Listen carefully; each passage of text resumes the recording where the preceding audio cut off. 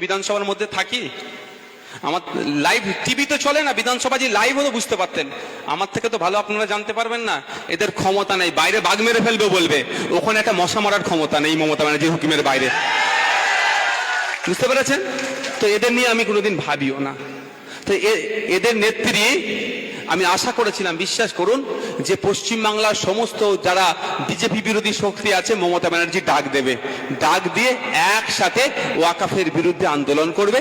পশ্চিমবাংলায় এমন আন্দোলন সংগঠিত হবে যার প্রভাবটা দিল্লিতে গিয়ে পড়বে। কিন্তু দুর্ভাগ্য আমার দুর্ভাগ্য, আমার চিন্তা মানে আমার ভুল চিন্তা ছিল। উল্টে কি দেখলাম, পশ্চিমবাংলায় আমরা যারা আন্দোলন করছি আমাদের বিরুদ্ধে মিথ্যা মামলা দিয়ে আন্দোলনকে কিভাবে আটকানো যায় তার সর্বোচ্চ চেষ্টা করছে। এবার আপনাদের বলছি কেন বলছে, আমি তারপরে আসবো, এটা বলার পরে আসবো কেন আমি ওয়াকাফ আইনটার বিরোধিতা করছি। শুনবেন তো ভাই? আগে তো কেন পশ্চিমবাংলায় আটকাচ্ছে? পশ্চিমবাংলায় যত বড় বড় আন্দোলন হবে দিল্লির মানুষরা সাহস পাবে, পশ্চিমবাংলায় আন্দোলন হবে উত্তরপ্রদেশের মানুষরা সাহস পাবে, পশ্চিমবাংলায় আন্দোলন হবে উড়িষ্যার মানুষরা সাহস পাবে, পশ্চিমবাংলায় আন্দোলন হবে আসামের মানুষরা সাহস পাবে, পশ্চিমবাংলায় আন্দোলন হবে মহারাষ্ট্রের মানুষ সাহস পাবে, পশ্চিমবাংলায় আন্দোলন হবে সারা ভারতবর্ষের মানুষ সাহস পাবে। সাহস পেয়ে বিজেপি কোণঠাসা হবে। এটা তো মমতা ব্যানার্জি চাই না। যতই বলুক বিজেপির উনি বিরুদ্ধে, মনে প্রাণে উনি চাই দিল্লিতে বিজেপি থাকুক। যতদিন দিল্লিতে দাদা থাকবে মমতা ব্যানার্জি ততদিন এখানে সুন্দরভাবে থাকবে। আর দাদা বিপদে বললে দিদি তখন ঠিক ম্যানেজ করে দেবে। একটা উদাহরণ দিচ্ছি, আপনারা জানেন এবারে কুম্ভ মেলাটায় চরম অব্যবস্থা ছিল। প্রায় 140 বছর পর পর হিন্দু ধর্মের যারা অনুসারী তাদের ধর্মীয় বিশ্বাসকে আমাকে রেসপেক্ট করতেই হবে, এটা আমার ধর্মীয় শিক্ষা।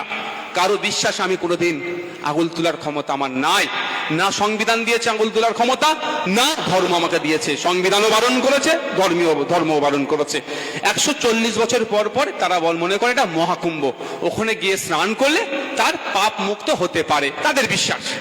যখন প্রতি 144 বছর পর পর হচ্ছে, সারা ভারতবর্ষ থেকে মানুষ ছুটে যাচ্ছে, অব্যবস্থার ফলে কি হলো, প্রচুর মানুষ মারা গেল, ক্ষতিগ্রস্ত হলো। যদিও সঠিক লিস্ট ওরা দেয়নি, হিন্দুদের রক্ষাকর্তা সরকার ফেল হয়েছে। সারা ভারতবর্ষ যখন এটা নিয়ে ক্ষিপ্ত, ইভেন পার্লামেন্টে যখন কুম্ভ মেলার উপরে আলোচনা করা হোক, কারণ কুম্ভ মেলার জন্য ভারত সরকার প্রায় 1700 কোটি টাকা মতো দিয়েছে, আর উত্তরপ্রদেশ সরকার প্রায় 4500 কোটি টাকা মতো দিয়েছিল, প্রায় 6000 কোটি টাকার উপরে। তাহলে এত টাকা খরচ করার পরেও ভালো করে কেন হয়নি? কেন এত মানুষ মরল? এ নিয়ে বিধানসভা লোকসভার মধ্যে চর্চা হোক, এ নিয়ে বিরোধীরা যখন দাবি তুলছে, তখন দেখলাম বিজেপি তৃণমূল তার একটা এমপিকে পাঠিয়ে দিল কুম্ভ মেলাতে।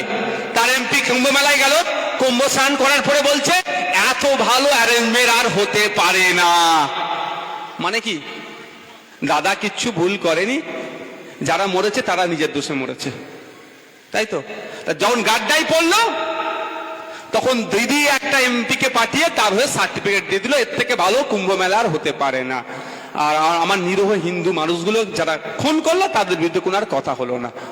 ঠিক একই ভাবে দিদি যখন গাড্ডায় পড়ে তখন দেখবেন দিল্লিগামী ফ্লাইট ধরে, গিয়ে গুজগুজ করে সব সেটিং করে চলে আসে। আর আমাদের এখানে এই লিটন দাদেরকে দিয়ে বলে বিজেপির বিরুদ্ধে লড়বো। লিটন দা হয়তো সত্যিকারের বিজেপির বিরুদ্ধে লড়লেও কি হবে, লিটন দার নেত্রীর কাছে তো টিউনিং করার জায়গা, যেদিকে ঘুরাবে সেদিকে ঘুরবে না ভাই।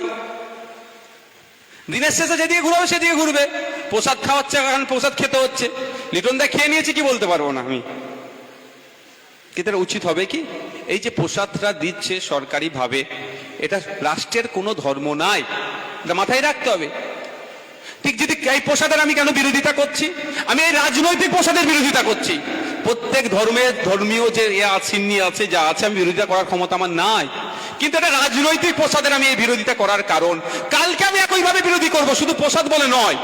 কালকে যদি মমতা ব্যানার্জি আপনার ভোট পাওয়ার জন্য বলে বাড়িতে বাড়িতে কুরবানির গোশত পাঠাবো, কেউ বিরোধী করুক আর নাও করুক, অন্তত দেখবেন দুটো মানুষ করবে, সেটা হচ্ছে আব্বাস সিদ্দিকী, তারপরে নওশাদ সিদ্দিকী, মাথায় রাখবেন।